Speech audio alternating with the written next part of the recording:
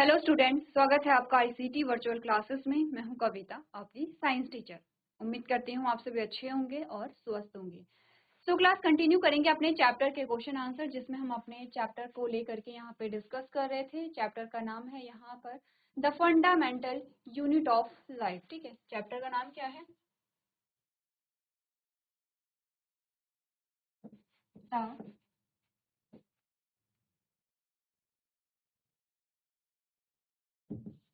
The fundamental unit of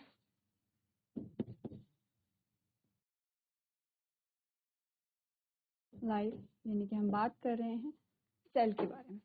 तो cell के बारे में हम कुछ क्वेश्चंस को डिस्कस कर चुके हैं, कुछ और क्वेश्चंस यहाँ पर देखेंगे। और आपको बार बार बोला जा रहा है कि सिर्फ क्वेश्चंस पे ध्यान मत दीजिए, उनके ऑप्शंस पे भी ध्यान दीजिए। आपको उनके ऑप्शंस भी सॉल्व करने हैं, जिससे कि चैप्टर को आप और अच्छे से समझ पाएं। तो चलिए स्टार्ट करते हैं। सबसे पहले रिवीजन, जिसमें सबसे पहला क्वेश्चन प्लास्टिड से लेकर के आपके पास आया है। ये सेम आपका प्लास्टिड का क्वेश्चन है। यहाँ पर आपके पास जो क्वेश्चन आया है वो है ऑस्मोसिस का, जिसमें हमने बात की है तीनों। यहाँ पे जो हमारे पास सॉल्यूशन आते हैं, hypotonic solution, hypertonic solution and isotonic solution. ठीक है, एक जो आपका इम्पॉर्टेंट टॉपिक है वो तो ये है। दूसरा जो इम्पॉर्टेंट आपका टर्म आता है वो है प्लाज्मोलाइसिस, जो आप इस प्रकार से यहाँ पे प्रदर्शित करते हैं। तो आपने यहाँ पर पढ़ा है ऑस्मोसिस के बारे में और ऑस्मोसिस की तीनों फॉर्म्स के बारे में, और आपने पढ़ा है यहाँ पर प्लाज्मोलाइसिस के बारे में। ठीक है, तो ऑस्मोसिस एंड प्लाज्मोलाइसिस आपके एक ही क्वेश्चन में यहाँ पे कवर हो जाते हैं। नेक्स्ट आपने बात की है यहाँ पे सेल ऑर्गेनेलीज को लेकर के क्वेश्चन आए हैं, जिसमें एनर्जी करेंसी का आपका क्वेश्चन आया है, और सेकंड आया है एनर्जी हाउस या पावर हाउस का क्वेश्चन आया है। अब हमारे पास कुछ डिस्कवरीज को लेकर के क्वेश्चन आया है कि सेल जो शब्द है वो किसने दिया है। आपने कहा अगर हम सिर्फ सिर्फ सेल आ रखा है तो हम यहाँ पर सीधे जाएंगे रॉबर्ट हुक पे। ठीक है, अगर प्लांट सेल और एनिमल सेल दोनों अलग अलग आता तो आप यहाँ पे, अगर प्लांट सेल एनिमल सेल नहीं, अगर लिविंग सेल और नॉन लिविंग सेल आता तो तब आप यहाँ पर थोड़ा सा देखते कि आपका आंसर क्या होगा। चलिए, अब हमने कहा निम्नलिखित में से कौन सा कथन गलत है। कथन क्या क्या है एक बार पढ़ लेते हैं। हमने कहा साइटोप्लाज्म को प्रोटोप्लाज्म भी कहा जाता है। लाइसोम को कोशिका की आत्मघाती की थैली के रूप में जाना जाता है। माइटोकॉन्ड्रिया का अपना डीएनए होता है। उपरोक्त सभी गलत है और इनमें से कोई भी गलत नहीं है। हमने कहा कि माइटोकॉन्ड्रिया में अपना डीएनए होता है, बिल्कुल सही बात है। लाइसोसोम आत्मघाती थैली, तो बिल्कुल सही बात है। पर साइटोप्लाज्म को हम प्रोटोप्लाज्म नहीं कहते हैं। हम यहाँ पर प्रोटोप्लाज्म क्या होता है, साइटोप्लाज्म प्लस न्यूक्लियोप्लाज्म। तो क्वेश्चन गलत ये है और आंसर सही आपका ये है। ठीक है, समझ रहे क्वेश्चन को। आपको गलत कथन ढूंढना है तो गलत कथन क्या होगा, ये वाला आपके पास आएगा। आगे बढ़ते हैं। आपने कहा कि निम्नलिखित में से कौन सा वैक्यूल्स या फिर रक्तिकाओं या रसधानी का कार्य नहीं है। आपने बोला ये क्या करते हैं, टॉक्सिक मेटाबॉलिक वेस्ट को स्टोर करते हैं या विषाक्त चयापचय अपशिष्टों को संग्रहित करते हैं। ये कोशिका विभाजन की प्रक्रिया में सहायक होते हैं। ये टर्जिडिटी या स्फीति बनाए रखते हैं। ये स्ट्रक्चरल या संरचनात्मक सहायता प्रदान करते हैं। अगर आप यहाँ पर ऑप्शंस को देखेंगे तो हमने कहा था कि बिल्कुल ही संरचनात्मक सहायता देते हैं, स्फीति या टर्जिडिटी को बनाते हैं, स्टोरेज का काम करते हैं। इनका कार्य कौन सा नहीं है, सेल डिवीजन। तो आपका जो सही आंसर आया वो कौन सा आया यहाँ पे, ऑप्शन नंबर सेकेंड जो आता है। तो ये कोशिका विभाजन में हेल्प नहीं करते हैं। ठीक है, ये इसका कार्य नहीं है। आगे बढ़ते हैं। आपसे कहा गया है कि कोशिका झिल्ली के लिए आवश्यक प्रोटीन एवं लिपिड का निर्माण कहाँ होता है। आपने कहा एंडोप्लाज्मिक रेटिकुलम में होता है, जो दो प्रकार का आपके पास आया है, smooth endoplasmic reticulum and rough endoplasmic reticulum. SER में लिपिड बनेगा और आरईआर में प्रोटीन फॉर्मेशन होगा यहाँ पे। चलिए, प्रीवियस लेक्चर का लास्ट क्वेश्चन जो हमारा था वो ये था, जिसमें आपसे ऑस्मोसिस के बारे में पूछा गया था। आपने सिर्फ ऑस्मोसिस की प्रक्रिया को नहीं जाना है, बल्कि आपने इवेपोरेशन को समझा, डिफ्यूजन को आपने समझा, और ऑस्मोसिस का क्वेश्चन आपके पास आया हुआ है। तो आपने इस क्वेश्चन में समझा तीन जो मेजर टॉपिक हमारे पास आते हैं। अब जब हम इस चैप्टर की बात कर रहे थे तो आपने इवेपोरेशन नहीं पढ़ा था, आपने डिफ्यूजन पढ़ा था, ऑस्मोसिस पढ़ा था, बट इवेपोरेशन कहीं ना कहीं आपके पास आएगा। तो आपका क्या है, सिर्फ इसी चैप्टर का रिवीजन नहीं हुआ है, बल्कि दूसरे चैप्टर के रिवीजन भी आपके पास आ गए हैं। चलिए, अब क्वेश्चन यहाँ पर बात करते हैं कि कोशिका की खोज किसने की है। आपके पास क्वेश्चन आया है, who discovered cells and how. कोशिका की खोज किसने की और किस प्रकार से की। तो हमने कहा अगर सबसे पहले एक सिंपल सा क्वेश्चन आता है कि कोशिका की खोज किसने की है, तो आप कहते हैं रॉबर्ट हुक ने की है। ठीक है, यहाँ पर आपको टाइम का देखना है और आपको यहाँ पे जो साइंटिस्ट है उनका नाम देखना है। उन्होंने क्या किया, 1665 की बात है, एक पेड़ है, ठीक है, ये एक पेड़ है। आपने देखा होगा कि पेड़ में कुछ इस प्रकार की क्या रहती हैं, छाल जिसे आप कहते हैं, इस प्रकार की,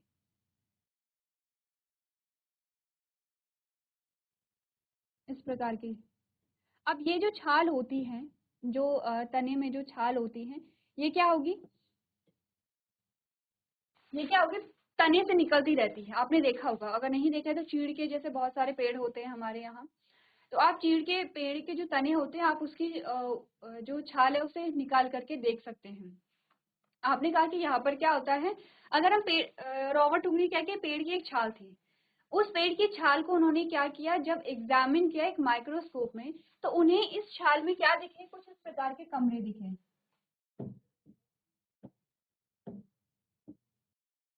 इस प्रकार की संरचनाएं जो आपने देखी हैं, और ये जो संरचना होती है, ये कैसी संरचनाएं थी, उन्होंने कहा कि जब उन्होंने माइक्रोस्कोप में इस पेड़ की छाल को देखा, ठीक है, तो उन्होंने देखा कि उन्हें रूम लाइक स्ट्रक्चर दिखाई दिए, कुछ रूम जैसी संरचनाएं हैं, ये इस प्रकार से अरेंज हो रखी हैं, कुछ रूम जैसी संरचनाएं उन्हें दिखाई दी। और यहाँ पर उन्होंने बताया कि जो यहाँ पे सेल है वो किससे, यहाँ पे जो भी चीजें हैं वो किससे मिलकर के बनी है, रूम लाइक स्ट्रक्चर से मिलकर के बनी है, जिन्हें सेल नाम यहाँ पर दिया गया है। तो पढ़ ले, यहाँ पर आपको क्या बताया गया है, आपने कहा in 1665 Robert Hooke discovered cells while examining a thin slice of cork through a self designed microscope। क्या हुआ, 1665 की बात है, उसमें रॉबर्ट हुक ने स्व डिजाइन यानी कि खुद ही डिजाइन एक माइक्रोस्कोप था जिसे उन्होंने खुद ही डिजाइन किया था, उसके माध्यम से कॉर्क के पतले टुकड़े की जांच करते हुए कोशिका की खोज की। कॉर्क यानी कि जो आप देखते हैं कि जो बार्क होती है, जो पेड़ की छाल होती है, तने की जो छाल होती है, ऐसे नहीं कि उन्हें आपको काटना पड़ेगा, वो खुद ही निकलती रहती हैं, जैसे वो सूखेंगी वो बाहर की ओर आएंगे और वो खुद ही निकल जाती है यहाँ पे, यानी कि वो सूखी होती है। इसीलिए हमने कहा कि रॉबर्ट हुक ने सेल डिस्कवर की है, और किस प्रकार की थी, वो डेड सेल थी। वहां पे लिविंग सेल को कहाँ देखा गया, जो पॉन्ड वाटर था वहां पर लिविंग सेल को देखा गया है। आगे आपको बताया गया है, he observe that the cork resemble the structure of a honeycomb consisting of a numerous tiny compartment. जैसे मधुमक्खी के छत्ते में छोटे छोटे कंपार्टमेंट होते हैं, छोटे छोटे रूम जैसे संरचनाएं होती है, वैसे उन्होंने ऑब्जर्व किया। उन्होंने देखा कि कॉर्क की संरचना मधुकोश की तरह थी, जिसमें कई छोटे छोटे डिब्बे थे। The minute box are refer to as cells. आपने कहा कि जो लघु या छोटे जो बॉक्स थे उन्हें क्या कहा गया है, यहाँ पे कोशिका कहा गया है, ठीक है। अब आपने क्या समझा यहाँ पे, इस क्वेश्चन में आपको क्या समझ आया, जैसे कि एमसीक्यूज जब आपके पास आए थे, आपसे सिंपल सी एक स्टेटमेंट पूछी गई थी कि कोशिका जो शब्द है वो किसने दिया है, या कोशिका की खोज किसने की, आपने कहा रॉबर्ट हुक ने की है। तो आपको ये जो यहाँ पे लॉन्ग आंसर टाइप जो क्वेश्चन है, ठीक है, उसमें आपने क्या समझा, एक तो आपको पता चला है कि कोशिका की खोज रॉबर्ट हुक ने कब की है और किस प्रकार से की है, दोनों चीजें आपको यहाँ पर पता चली हैं, ठीक है। चलिए, अपने क्वेश्चन के आंसर को आपको क्या करना है, अपनी कॉपी में नोट करना है। चलिए और आगे बढ़ते हैं, यहाँ पर नेक्स्ट अपना क्वेश्चन देखते हैं। अगला जो प्रश्न हमारे पास आया है, वह is the cell called the structural and functional unit of life, यानी कि कोशिका को जीवन की संरचनात्मक एवं कार्यात्मक इकाई क्यों कहते हैं। देखिए, सबसे पहले बात करते हैं संरचना। हमने कहा कि संरचना के आधार पर हम देखें तो हमारी जो कोशिका है वो इकाई है, क्योंकि कोशिका से ही हमारे शरीर का निर्माण होता है। जैसे जब हम रिप्रोडक्शन पढ़ते हैं तो हमने कहा कि क्या होता है, एक मेल गैमेट है, ठीक है, और एक फीमेल गैमेट है। अब ये गैमीट क्या होते हैं, ये आपने तब पढ़ा होगा जब आप क्या करते हैं, चैप्टर को पढ़ते हैं, रिप्रोडक्शन को पढ़ते हैं, ये बेसिक चीजें हैं। हमने कहा जब इनका संलयन हुआ तो इन दोनों के संलयन से एक कोशिका हमारे पास आती है, और इसका नाम है जाइगोट, इसे कहते हैं जाइगोट, या इसे आप युग्मनज के नाम से जानते हैं। क्या है ये, एक सिंगल सेल है, ध्यान दीजिए, क्या है, एक सिंगल सेल है, एक कोशिका है ये। इसी कोशिका से धीरे धीरे धीरे करके आपने कहा पूरे शरीर का, पूरी बॉडी का फॉर्मेशन होता है। जो आप न्यूबॉर्न देखते हैं, जो नवजात शिशु होता है, उसका जो निर्माण है, या आपका और हमारा जो निर्माण है, या दुनिया में जितने भी आपके प्राणी हैं उनका जो निर्माण है वो एक कोशिका से शुरू हुआ है, ठीक है, और धीरे धीरे करके कोशिकाओं से क्या बने हैं। हमने यही तो कहा है कि सेल से हमने क्या देखा यहाँ पे, टिश्यू देखें, ये टिश्यू बनेंगे, टिश्यू से हमने कहा ऑर्गन बनेंगे, ऑर्गन से हमने कहा ऑर्गन सिस्टम बनेंगे, ठीक है। और ऑर्गन सिस्टम से हमने क्या कहा, पूरी बॉडी का फॉर्मेशन होगा। ये सीक्वेंस हमने देखा था जब हम चैप्टर पढ़े थे, तो यही सीक्वेंस हमने देखा था। अब हमने कहा कि संरचना के आधार पर हम ये कह सकते हैं कि कोशिका वो सबसे छोटी इकाई थी। अब आप सोचेंगे कि सबसे छोटी इकाई तो हम इन्हें मानेंगे, ये भी तो सेल हैं, ये जो आपके हैं ये भी सेल हैं आपके, ठीक है। जिन्हें आप युग्मक कह रहे हैं वो भी सेल है एक्चुअली में। तो हमने कहा कि इन दोनों सेल को मिला करके एक ही सेल बनेगी, दोनों सेल को मिला करके दो सेल नहीं बनेंगे, एक ही सेल बन रही है। तो आपने कहा कि जहां से भी जीवन की उत्पत्ति हुई है, जो भी चीजें यहाँ पर बन रही हैं, जिन भी चीजें यानी कि जिन भी जीवों का निर्माण हो रहा है, ध्यान दीजिए हम लिविंग के बारे में बात कर रहे हैं, सजीवों की हम बात कर रहे हैं। तो जीवन का जो निर्माण हुआ है वो एक कोशिका से स्टार्ट हुआ है। यहाँ पे एक कोशिका बनेगी और धीरे धीरे करके पूरे शरीर का निर्माण होगा। अब हमने कहा, अब आप क्योंकि पूरी सेल आप पढ़ चुके हैं, अब आपके माइंड में एक क्वेश्चन आना चाहिए और बिल्कुल आना चाहिए। अगर आपने चैप्टर को समझा है और आपने उसे सीरियसली हर एक टॉपिक को पढ़ा है, तो आपके माइंड में क्वेश्चन आना चाहिए। वो कौन सा क्वेश्चन है? मैंने कहा ये एक सेल है, सेल में न्यूक्लियस भी है इस प्रकार से, और सेल के अंदर साइटोप्लाज्म भी है, ठीक है। सेल के अंदर साइटोप्लाज्म भी है। अब ये जो न्यूक्लियस है यहाँ पर, इसमें जेनेटिक मटेरियल भी है, इसके अंदर जेनेटिक मटेरियल भी है, न्यूक्लियोप्लाज्म भी है। चलिए सेल को थोड़ा सा बड़ा कर लेते हैं। ये क्या है? न्यूक्लियस है, ठीक है। न्यूक्लियस को हमने बड़ा कर दिया है।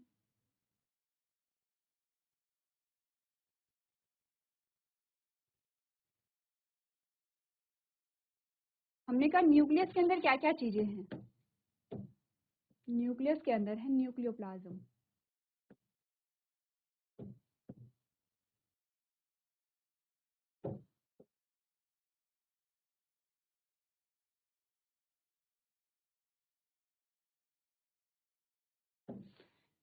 न्यूक्लियस के अंदर है न्यूक्लियोप्लाज्म, ठीक है। हम रेड कलर से दिखाते हैं। न्यूक्लियोप्लाज्म का मतलब है कि जैसे सेल में साइटोप्लाज्म है, वैसे ही न्यूक्लियस में न्यूक्लियोप्लाज्म एक तरल है। इसमें और क्या है? जेनेटिक मटेरियल है। जेनेटिक मटेरियल यानी कि क्या होगा? डीएनए है। इसके अलावा सेल में और क्या चीजें हमने देखी है?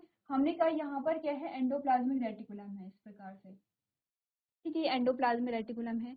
यहाँ पर गोल्जी एपेरेटस है, ये माइटोकॉन्ड्रिया है। और अगर हम बात करेंगे प्लांट सेल की, तो आपको प्लास्टिड में मिलेंगे। आपको क्या मिलेंगे यहाँ पे? गोल्जी एपेरेटस के साथ साथ हमने कहा कि आपको लाइसोसोम मिलेंगे, ठीक है। ये लाइसोसोम है, यहाँ पे राइबोसोम लगे होंगे, और बहुत सारी ऑर्गेनेलीज हमारे पास आती हैं। हमने कहा कि जो कोशिका है, जैसे हमने हमारे शरीर को अलग अलग लेवल पे तोड़ के देखा है कि पूरा जो शरीर है वो अंग तंत्र से मिलके बना है, अंग तंत्र अंगों से मिलकर के बना है, अंग मिलकर के बने हैं, ऊतकों से ऊतक मिलकर के बने हैं। किससे? कोशिका से। तो कोशिका भी तो इन चीजों से मिलकर के बनी है, जिसे आप कह रहे हैं सेल मेम्ब्रेन, जिसे आप कह रहे हैं साइटोप्लाज्म, जिसे आप कह रहे हैं न्यूक्लियस, जिसे आप कह रहे हैं जेनेटिक मटीरियल, जिसे आप कह रहे हैं माइटोकॉन्ड्रिया, जिसे आप कह रहे हैं एंडोप्लाज्मिक रेटिकुलम, ये है हमारे पास गोल्जी, ठीक है। ये हमारे पास आते हैं लाइसोसोम, ठीक है। ये हमारे पास आते हैं राइबोसोम।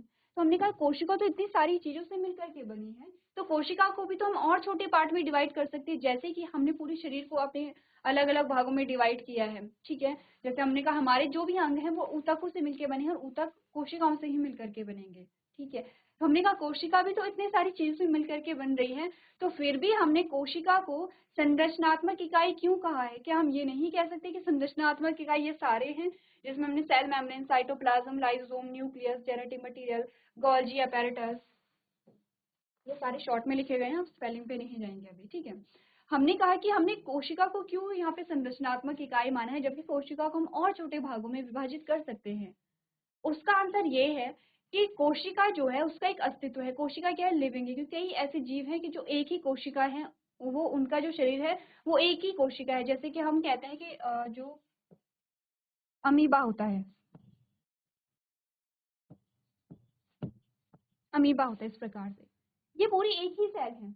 यहाँ पर आपको कोई और सेल नहीं दिखाई देंगे। आपने कहा कि ये तो क्या है, फूड वैक्यूल है, ये यहाँ पे क्या होगा, न्यूक्लियस होगा, और यहाँ पर क्या है, ये एक ही सेल है, एक ही कोशिका है।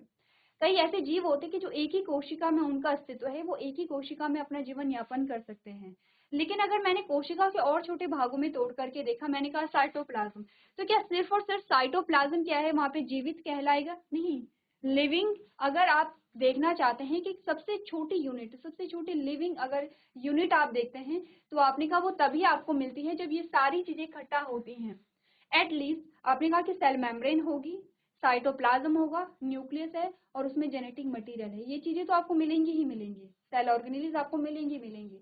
चाहे आप बात करेंगे प्रोकैरियोट के बारे में या यूकैरियोट के बारे में। आपने प्रोकैरियोट जो सेल है उसको, उसका डिटेल डायग्राम आपने देखा था, यूकैरियोट को आपने हर एक ऑर्गेनेल को पढ़ा है। तो हमने कहा है कि अगर हम सेल को तोड़ करके देखें और हम किसी भी एक भाग के बारे में बात करते हैं, हमने कहा हम सिर्फ जेनेटिक मटेरियल के बारे में बात करें, तो क्या जेनेटिक मटेरियल ही यहाँ पे क्या हो सकता है, एक लिविंग यूनिट कहला सकता है? हमने कहा नहीं। जेनेटिक मटेरियल ही अपने आप में, जेनेटिक मटेरियल का कोई अस्तित्व नहीं होगा जब तक कि वो एक सेल में है। तब क्या होगा वहां पे, वो क्या होता है, आपने कहा एक लिविंग कहलाएगा। जैसे कि हमारे पास एक एग्जांपल आता है वायरस का, हमने कहा ये प्रोटीन की लेयर होती है, ध्यान दीजिए, और ये जेनेटिक मटेरियल है, ये क्या है, प्रोटीन लेयर है।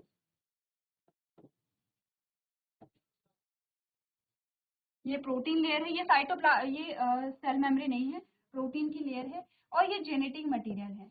अब यहाँ पर ना आपको सेल मेम्ब्रेन मिलती है, ना आपको साइटोप्लाज्म मिला है, ना हमने न्यूक्लियस देखा है, ना आपको कोई ऑर्गेनेली मिली है। तो क्या हम इसे सेल मान देंगे? हमने कहा नहीं, हम इसे सेल नहीं मानते हैं, और ना ही हम इसे जीवित मानते हैं। हाँ, ये मृत भी नहीं माना जाता है, लेकिन ये जीवित की श्रेणी में भी नहीं आएगा। ये है वायरस हमारे पास आता है, ठीक है। अब आप सोचेंगे कि जेनेटिक मटेरियल का तो अस्तित्व होना चाहिए, क्योंकि जेनेटिक मटेरियल ही तो एक जनरेशन से दूसरी जनरेशन में जाता है। जेनेटिक मटेरियल ही तो वो है कि जो पीढ़ी दर पीढ़ी आगे बढ़ता चला जाता है। लेकिन आपने कभी ध्यान दिया कि जेनेटिक मटेरियल जो है वो पास कैसे हो रहा है? हमने कहा गैमीट है, जैसे आपने अभी गैमीट देखे, हमने कहा आपकी, आपने क्या है, गैमीट है, और गैमीट के अंदर क्या होंगे, यहाँ पे क्रोमोसोम होंगे, ठीक है। गैमीट के अंदर क्या होंगे, क्रोमोसोम होंगे। जब दो गैमीट यहाँ पर क्या होते हैं, सनलाइट होते हैं, और जब जाइगोट यहाँ पे बनता है, तो जाइगोट में इसका भी जेनेटिक मटेरियल है, इसका भी जेनेटिक मटेरियल है। हमने कहा जेनेटिक मटेरियल है तो सेल के अंदर ही, ऐसा तो नहीं है कि सिर्फ और सिर्फ क्रोमोसोम के जो थ्रेड हैं वही पास हो रहे हैं, नहीं। जो क्रोमोसोम है वहां पे, वो क्या है, सेल के अंदर होते हैं, और वही पास होते हैं यहाँ पर। तो सिंपल सा आंसर ये है कि अगर आप सेल को अलग अलग भागों में तोड़ करके देखेंगे, तो इनका कोई अलग से अस्तित्व नहीं है। सिर्फ यहाँ पे सिर्फ सेल मेम्ब्रेन है, और सेल मेम्ब्रेन के अंदर कुछ है ही नहीं, सेल मेम्ब्रेन सिर्फ खाली है, उसका कोई अस्तित्व नहीं होगा। सिर्फ साइटोप्लाज्म है, और बाकी और कोई चीज नहीं है, तो इसका कोई अस्तित्व नहीं होगा। अस्तित्व कब होता है, लिविंग कब कहलाती है, जब ये सारी चीजें मिल करके एक सेल का निर्माण करेंगे। तो अगर सेल से छोटे पार्ट आप देखेंगे, तो वहां पर आपको लिविंग यूनिट नहीं मिलेगी, नॉन लिविंग मिलेगी। तो हमने कहा, इसीलिए हम क्या कह रहे हैं, इसीलिए हमने कहा कि जीवन की सबसे छोटी इकाई, हमने ये नहीं कहा कि जो नॉन लिविंग है उनकी भी सबसे छोटी इकाई सेल है। हमने कहा जो लिविंग है, जो लाइफ है या जो जीवन है, उसकी सबसे छोटी इकाई क्या होती है, सेल होती है। क्योंकि सेल को आप और छोटे भागों में डिवाइड नहीं कर सकते हैं जो कि लिविंग वहां पर आपको मिले। क्लियर है इतना कि संरचनात्मक इकाई क्यों कहा जाता है? अब बात आती है कार्यात्मक इकाई के बारे में। हमने कहा जो भी कार्य हो रहे हैं वो सेलुलर लेवल पे आपके होते हैं, ठीक है। आपके जो भी फंक्शन होते हैं वो सेलुलर लेवल पे होते हैं। जैसे कि रेस्पिरेशन आपने देखा, सेलुलर रेस्पिरेशन होता है, ठीक है। जैसे कि आपने कहा कि यहाँ पर पोषण जो है, पोषण, तो पोषण आपका सेलुलर लेवल पे हो रहा है। पोषण क्या है, भोजन ग्रहण करना, ठीक है, भोजन से एनर्जी लेना और एनर्जी का यूज करना। एनर्जी का यूज हर एक सेल के द्वारा किया जाता है। ऐसा नहीं है कि कोई ऑर्गन है, ऑर्गन के कुछ सेल्स को एनर्जी की रिक्वायरमेंट होती है, कुछ सेल तो एनर्जी का यूज करे, कुछ नहीं करे, नहीं। आपकी बॉडी की जितनी भी सेल, जितने भी टिश्यू होते हैं, हर किसी को एनर्जी की रिक्वायरमेंट है। तो आपने कहा न्यूट्रिशन आप लगा लीजिए, रेस्पिरेशन आप लगा लीजिए, एक्सक्रीशन हर एक सेल में होगा। हर एक सेल का एक वेस्ट होता है, उसमें भी एक्सक्रीशन होगा। आपने कहा कि जो यहाँ पे लाइसोसोम होते हैं उनका काम ही वही है कि जो अपशिष्ट है उसका निपटन करना। तो ये सारी जो संरचना, जो भी आपकी प्रोसेस हो रही है, जो भी आपकी क्रियाएं हो रही हैं, या जो भी फंक्शंस हो रहे हैं, वो सेलुलर लेवल पे हो रहे हैं। तो क्या आंसर हमारे पास आएगा? हमने कहा cells form the structure of N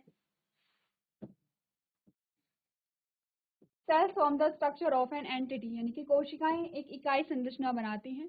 a group of cells form a tissue, further an organ and ultimately an organ system. आपने कहा कोशिकाओं का समूह ऊतक, फिर अंग और अंततः एक अंग प्रणाली बनाता है। They perform a fundamental functions and life processes such as respiration, digestion, excretion etcetera. हमने कहा वे एक कोशिकीय और बहुकोशिकीय दोनों ही संस्थाओं में क्या करते हैं, मौलिक कार्य एवं जीवन प्रक्रियाएं जैसे श्वसन, पाचन और उत्सर्जन आदि करते हैं। In both unicellular and multicellular entities, they perform all the activities independently. Hence, cells are preferred to as a structural and fundamental unit of life. आपने कहा वे सभी गतिविधियां स्वतंत्र रूप से करते हैं, इसीलिए कोशिकाओं को जीवन की संरचनात्मक और मौलिक इकाई कहा जाता है। ठीक है, क्लियर है इतना? तो हमने कहा कि जो कोशिका है वो खुद ही में एक सिंगल सेल जो है वो जितनी भी लाइफ की क्रियाएं हैं, जितनी भी लाइफ प्रोसेस है उन्हें परफॉर्म यहाँ पे कर सकती है, इसीलिए हम इन्हें क्या कहते हैं, जीवन की संरचनात्मक और क्रियात्मक इकाई कहते हैं। इंपॉर्टेंट क्वेश्चन है आपका, इसका एक्सप्लेनेशन आ सकता है तो आप लोग इसे नोट कर सकते हैं। चलिए तो आगे बढ़ते हैं और नेक्स्ट क्वेश्चन अपना देखते हैं। इसमें आपसे पूछा गया, how do substance like carbon dioxide and water move in and out of the cell.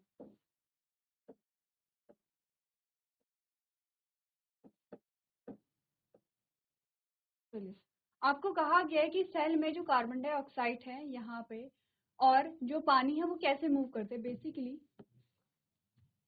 Basically आपसे पूछा गया है डिफ्यूजन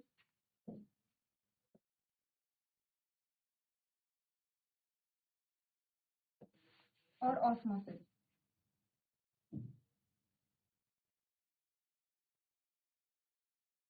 ठीक है, आपसे पूछा गया डिफ्यूजन को, ऑस्मोसिस को।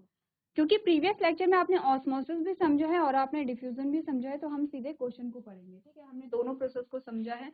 हमने कहा carbon dioxide move by diffusion, carbon dioxide जो मूव करेगी वो डिफ्यूजन यानी विसरण के द्वारा करेगी। The cellular waste accumulates in the high concentration in the cell. आपने कहा कि जो कोशिका का जो अवशिष्ट होता है वो क्या होता है, अधिक मात्रा में संचित वहां पर हो जाता है।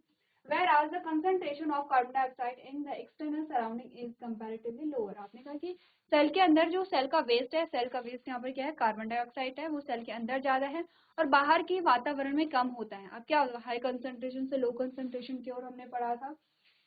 हमने कहा था this difference in the concentration level inside and outside of the cell cause a carbon dioxide to diffuse from a region of a higher concentration to a lower concentration। ठीक है, हमने क्या बोला कि अगर concentration difference आता है तो यहाँ पे movement होगा। सेकेंड है यहाँ पर H2O, ठीक है, diffused by osmosis। हमने कहा कि यहाँ पे जो ये विसरण होता है ऑस्मोसिस, हम इसे कहते हैं through the cell membrane। It moves from a region of higher concentration to a lower concentration region through a selectively permeable membrane until equilibrium is reached।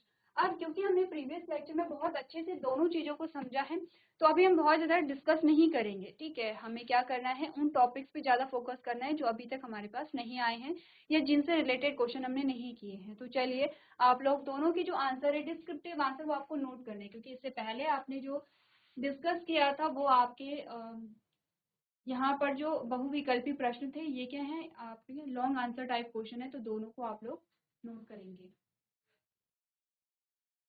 चलिए तो आगे बढ़ते हैं और अगले जो प्रश्न हमारे आते हैं उन्हें देखते हैं। आपसे कहा गया है, can you name the 2 organelles we have studied that contain their own genetic material. आप उन 2 कोशिकाओं के नाम बता सकते हैं जिनका हमने अध्ययन किया है कि उनमें अपना आनुवंशिक पदार्थ होता है। एक तो हमने देखा था प्लांटमर है, एक हमने क्या दिया था जो माइटोकॉन्ड्रिया है, और दूसरा हमने प्लास्टिड की बात की थी जो कि प्लांट सेल में पाया जाता है। हमने कहा एक है माइटोकॉन्ड्रिया और दूसरा क्या है, यहाँ पे प्लास्टिड है। ठीक है, इजी क्वेश्चन है। आगे बढ़ते हैं। If the organisation of a cell is destroyed due to some physical और chemical influence, what will happen. आपने कहा यदि किसी कोशिका का संगठन किसी भौतिक या रासायनिक प्रभाव के कारण नष्ट हो जाए तो क्या होगा, यानी कि अगर सेल डैमेज हो जाए तो क्या होगा। हमने कहा तो सेल में जो लाइसोसोम है वो फट सकते हैं।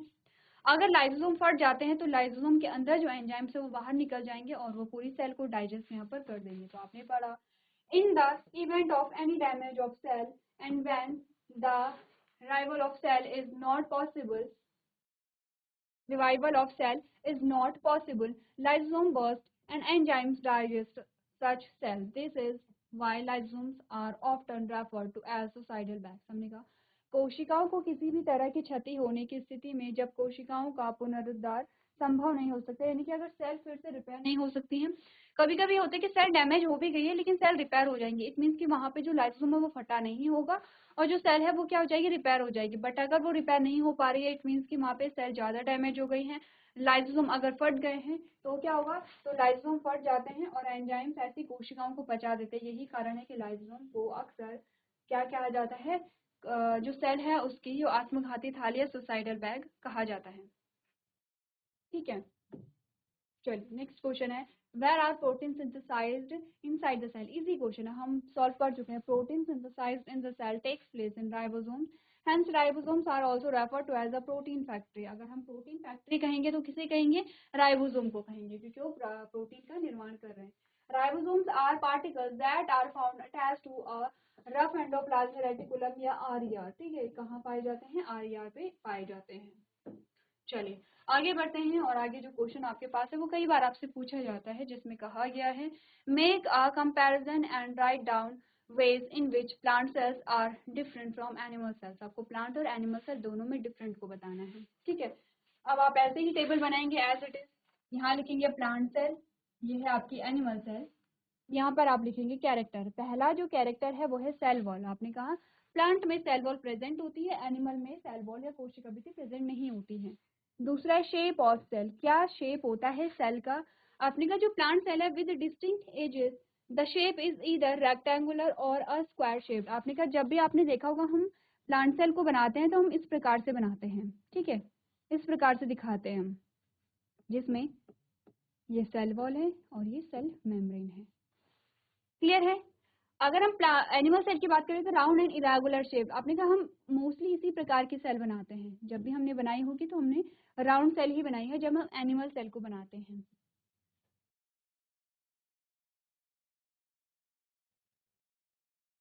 चलिए तीसरा आता है न्यूक्लियस।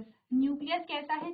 हमने कहा न्यूक्लियस प्लांट सेल में प्रेजेंट होता है, it lies on the side of the cell. जो प्लांट सेल है उसमें न्यूक्लियस प्रेजेंट है, लेकिन यहाँ पे है साइड में प्रेजेंट होता है। एनिमल सेल में भी जो न्यूक्लियस है वो प्रेजेंट है, it lies in the centre of the cell. ये प्रेजेंट होता है सेल में और सेल के सेंटर में प्रेजेंट होता है। न्यूक्लियस का डिफरेंस पता चल गया आपको। तीसरा है लाइसोसोम। आपने कहा रेयरली प्रेजेंट, जो प्लांट सेल में जो राइबोसोम्स होते हैं वो बहुत रेयर होते कि प्रेजेंट होते हैं, और एनिमल सेल में हमेशा ही प्रेजेंट होंगे, ये ऑलवेज क्या है, प्रेजेंट यहाँ पर है। नेक्स्ट 4 आता है प्लास्टिड, तो आप समझते हैं आपने कहा प्लांट सेल में तो प्रेजेंट होंगे बट एनिमल सेल में क्या होंगे, एब्सेंट होंगे। पांचवा जो डिफरेंस है वो है स्ट्रक्चर ऑफ वैक्यूल। वैक्यूल का स्ट्रक्चर आपने कहा प्लांट सेल में सिंगल और few large vacuoles that are centrally located. आपने कहा कि यहाँ पर क्या होते हैं, प्लांट सेल में मोस्टली एक वैक्यूल होगा, बहुत बड़ा होगा, एक से ज्यादा भी हो सकते हैं लेकिन बड़े हो सकते हैं, और ज्यादातर चांसेस है कि एक ही वैक्यूल होगा।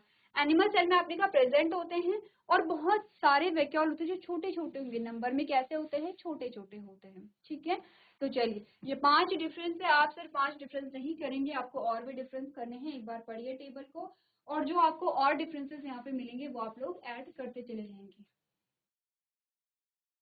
चलिए तो इसी के साथ हमारे जो चैप्टर के क्वेश्चन आंसर है वो कंप्लीट यहाँ पर होते हैं, और हमारा जो चैप्टर है वो कंप्लीट यहाँ पे होता है। मैं मान के चल रही हूँ आपको चैप्टर समझ आया होगा। अगर कोई डाउट रह जाता है तो नेक्स्ट लेक्चर में आप लोग यहाँ पे पूछ सकते हैं। तो आज के सेशन में हम इतना ही करेंगे। अभी तक क्लास में बने रहने के लिए आपका धन्यवाद।